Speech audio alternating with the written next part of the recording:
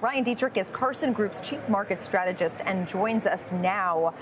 So you're not seeing much to get in the way of this bull market, which I believe, according to your notes, is the 8th longest ever. Well, that's right. Thanks, Leslie, for having me, and good afternoon, everybody. Just this week, we released our mid-year outlook. We called it Still Riding the Wave. Carson Group, we've been pretty bullish for a while now, and there's a lot of ways we can tackle this, but maybe I'll answer what you just said. This is the 8th longest bull market since World War II.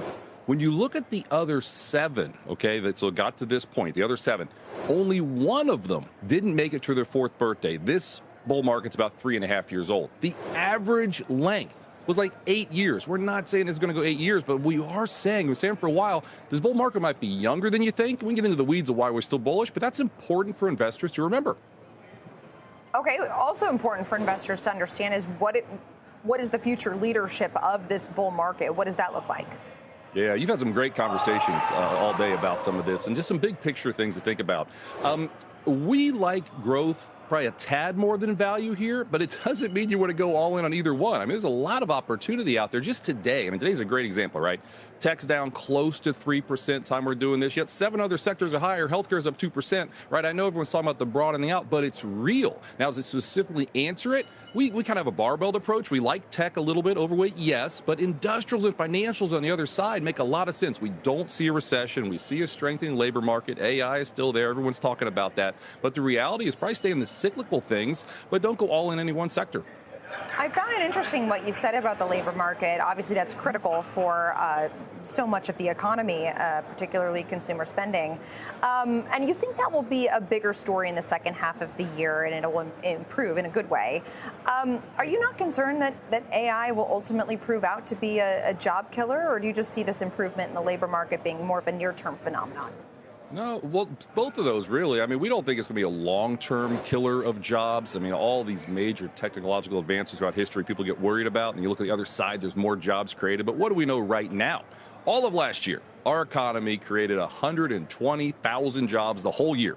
Well, we're averaging well over 100 the last couple of months. Unemployment's still low. Labor market's not perfect. We'll be very clear, but we're optimistic. I think one place we're different, maybe a lot of other places with our mid-year outlook at the rest of this year. The labor market, we think, will continue to improve here. As everyone knows, the consumer is 70% of the economy. You look at the last 5 quarters, AI is nearly half of all real GDP. That's fine, but we don't want it to be that much. We need the consumer to come back, a low consumer confidence with the stronger labor market the second half of this year. That's just one more positive and another wave and reason to be bullish, in our opinion.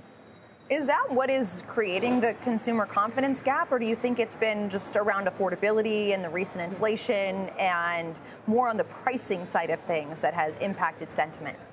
Well, that's the ultimate question. I mean, there are different sentiment polls, yes, but most of them are near some of the lowest levels we've ever seen. And you look at retail sales like today, I know it wasn't spectacular, but the control group was still solid. People are still going out, still spending money. I think it's a combination of those things. The labor market hasn't been great. That's clear. Inflation is higher. Our politics part of it, probably social media, probably you smush it all together and people say one thing, but they do another. Carson Group, we've said for 3 years now, we're following the hard data. We're not ignoring the soft data, but following the hard data continues to say the consumer is strong. And like you said before I joined, great conversation about banks. I mean, what all the bank CEOs say? Hey, consumers are strong across the board, really. Loans are still happening, and really, spending is strong.